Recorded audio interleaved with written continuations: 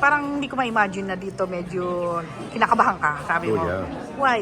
Actually, every concert, medyo may kaba ako. But because, syempre, hindi ko alam yung mga capabilities ko at that age of that concert.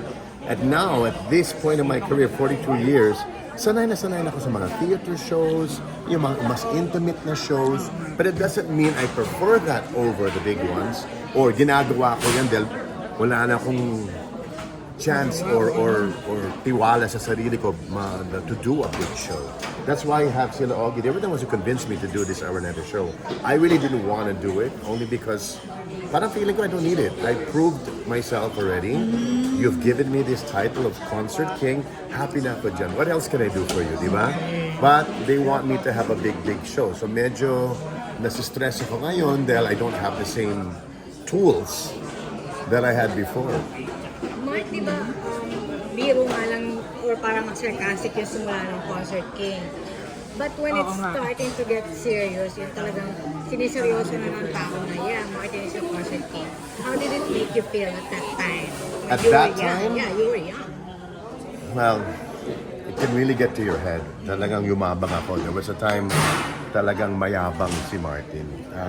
At hindi dahil sa title.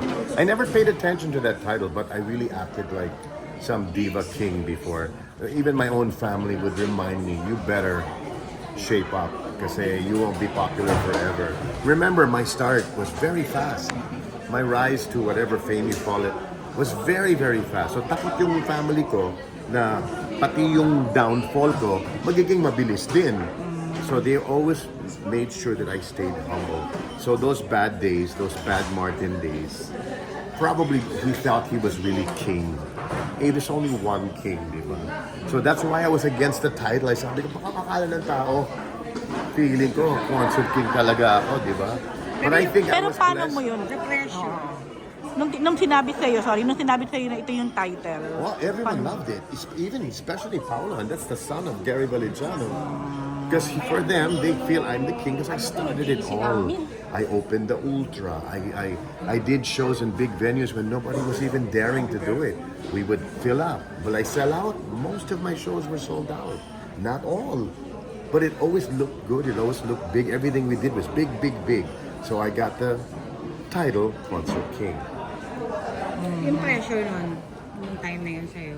No, actually no, because I never believed it. I was king. Okay. Once I believe I'm king, well, every day is going to be a struggle for But me. now you believe that you're king? No, Until I still now? don't believe it. To this day, I believe what I do is for an audience fit for a king. You are my king. That's why I have to perform with the same respect, with the same. You'll never see me tease a Filipino or belittle them or whatever. I have to respect you as if you were king. I have to perform for you as my king. Magpunta na time na parang nag-isip ka na, ano kaya nakita sa akin ng mga tao? Talagang, Every day. Yung adulation kasi nung, Every day. especially nung 80s. I mean, like last night, ginawa ko ng isang event para sa Cardinal Santos Hospital, 50-year anniversary. I had the last part of the show, which is the hardest. So after 4 hours, wow. Eh, ganyan yung audience. So what did I do? I jumped in the audience. And that's when they all started being game and everything. So yeah, to answer your question, sometimes, ano ginagawa ko na that's not, that still keeps me in the game. And I think it's because I am touching you, literally touching you. I'm not just out here believing in myself, talking about myself 24/7. You'll never hear me talk about myself, except in the press con, because you ask the questions. But I'm more concerned about you. I'm loving you. I'm singing for you. You mean the world to me that you came all this way just for me. So I'm humbled by your presence, like you would be when a king walks in. So you are king. Mark, did you ever felt insecure? Like with other singers, mga ganon? There was a time, yes, because I thought I was the best singer in the world. Yeah, I'm the best. And then all these kids come along, singing circles around me. It took me a while, even especially like on ASAP. Wala na, yung mga Broadway medley, hindi na pupunta sa akin ngayon. Binibigay sa mga Jed Madela, Darren Espantos, all of these kids. So I even asked them once, bakit hindi ko sali dyan? Alam niyo naman, ganyan ang forte ko. What happened, no? But you know what? it really goes. There's really stages that you go through, and then someone will always. That's the only thing about showbiz that is constant and true, is that someone will always replace you. Someone will always be better than you. Always. Kailan mo yun na-realize or na-embrace that someone? I think buti na lang early in my career, early in my 42 years, nalaman ko itong feeling. Because ako, nagiging fan ako ng iba. When I see Regine sing, my jaw, to this day, my jaw drops. But Regine is having challenges too. All of us are having challenges, but you still want us in the game. That's the best part So of no one being has who we are. replaced you naman. No one has replaced you, no one has replaced Regine. No one has replaced Regine. Maybe no one has replaced me or any one of these other senior singers, as you call them. But there are a lot of better singers of today. What singing is, how to sing today, what people can clap for, Pero, as compared to before, marami sila ngayon. pero may na-prove na kayo eh. Yung longevity. Now that's blessing talaga. That's God. The fact that I'm still here for 42 years and you're still here asking me questions, you're still interested after seeing my face so many times, that is a miracle. And I'm enjoying it. Mark, sa tagal mo, 22 years, nagkaroon ka ng problema sa voice? Yes. When was Right now actually, because back in the day, I used to do shows almost every single weekend. There was even a time at the Music Museum, I did 2 shows a night. That's 6 hours of singing. So my voice was Mickey Mouse. Yeah, that's why I was asking about burnout. Oh my, no. Not burnt out. Pagod, yes. lang. Paos, yes. But after the 6th hour of singing, my voice was Mickey Mouse. Then may dumating na ibang singers. So less shows for Martin, less shows for us, di ba? So I'm singing less. So the vocal cords are not stretched, and I don't vocalize daily. I never had to. I had so many shows, right? So now if I don't, like now I'm jet lagging. This is different. But when I get a little cold or a little sick or a little sipon, it affects my throat. So what is the cure? Rest, because your body has to push the voice. Never mind this. But if this is tired, walang lalabas dito. Huwag ka na lang kumanta. You Pero may have to get used concert to ka it. na na-experience mo na walang ganun. Yes, in Los Angeles, California, I made the mistake of arriving the day of the show. And I had a few hours. I said, I'll just take a nap. Wrong move. Yung paggising ko, oh my Eh, paano God. pag ganun? Guess what I learned that day? That should have been the end of my career. Sold out show, Valentine, Oh my! dinner show. It's a small place. Maybe 1,000, maybe less than 1,000 people, but the tables and chairs. You know what I learned that day? Stand-up comedy. Wow! You know what I joked about? Back then it was my recent separation. So being the crappy husband that I was, what I did to deserve where I belong, I was joking about it. But my voice was like this. I But had you no got to voice. sing pa rin. You got I to sang, but people were cracking up. Croaking. So I told them, I can cancel or I can sing with this voice. It's up to you. They said, sing. Bahala na. Imagine Broadway medley na walang boses. But the more we push and the later the night became, because remember I'm singing with a 4 o'clock or 3 o'clock in the morning in the Philippines time zone. Yung pagising ko for the show. So there's that too. So never again if I'm going to arrive. That's my new rule now. I don't arrive day of the show anymore. And no naps. Pero Mark, sa 42 years, yung major concert mo, nabilang ko na siya. Nabilang? Oh, yeah. Ooh. Ikaw, giniling mo pa yung mga... There's too many. Yeah? Well, at least 100 or what would you? Maybe not 100. Let's say in my 42 years. Major.